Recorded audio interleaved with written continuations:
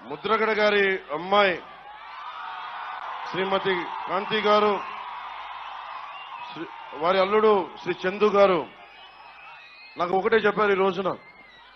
నాకు నిజంగా అమ్మ, నేను మీ ఇంత తుని ప్రత్యేకించి అల్లూరి సీతారామరాజు పాదాల సాక్షిగా చెప్తున్నా, నాకు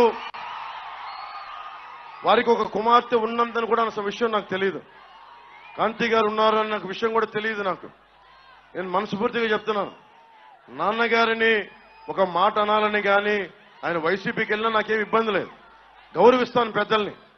ఈ రోజున తుని సభ సాక్షిగా చెప్తున్నాను, కాంతి గారు జాయిన్ అవుతానంటే నేను ఒకటే మాట చెప్తున్నాను, నేను తండ్రికి కుటుంబానికి కూతురికి వేరు చేసే వ్యక్తిని కాదు.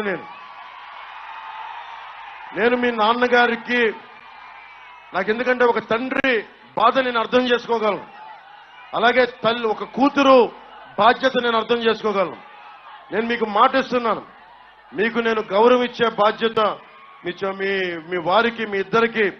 కానీ ఈరోజు నేను మాట్లాడి మీకు కండువా వేస్తే నేను నాన్నగారిని ఆయనకి ఇబ్బంది కలగదు. ఆయనకి పెద్దవారు 10 మాటలు అంటారు, పెద్దలు ఏమంటారు 10 సార్లు తిడతారు, మనల్ని భరించాలి మనం.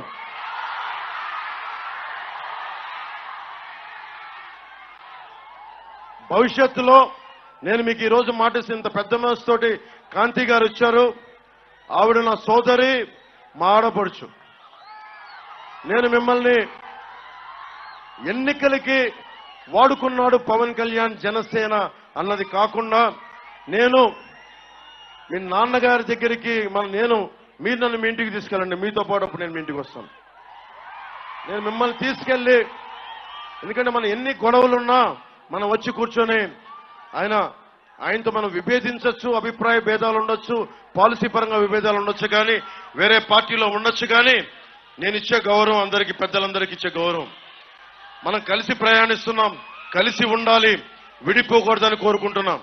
నేను సగటు రాజకీయ నాయకుడిని కాదు, నేను మీ ఇంటి వాడిని, మీ కుటుంబ సభ్యుడిని, మీ సోదరుల్లో ఒకడిని, మీ అన్నదమ్ముల్లో ఒకడిని, సాటి మనిషిని, మానవ హక్కుల్ని కాపాడుకోవాలనుకునేవాడిని.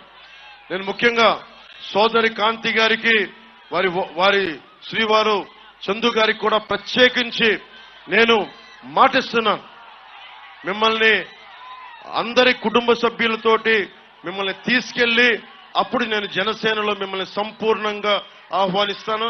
ఈ రోజున జనసేనలో ఉన్నారు, కానీ మిమ్మల్ని చెయ్యపట్టి సగర్వంగా తీసుకెళ్లి నేను నాన్నగారి దగ్గర తీసుకెళ్లి మరి మీరు తీసుకెళ్ళండి, ఆయనకి చెప్పి మిమ్మల్ని తీసుకొస్తానని మనస్ఫూర్తిగా. ఇక్కడ మీరు బాగున్నారు, తల్లిదండ్రులు దీవెన ఉండాలి ఎవరికైనా.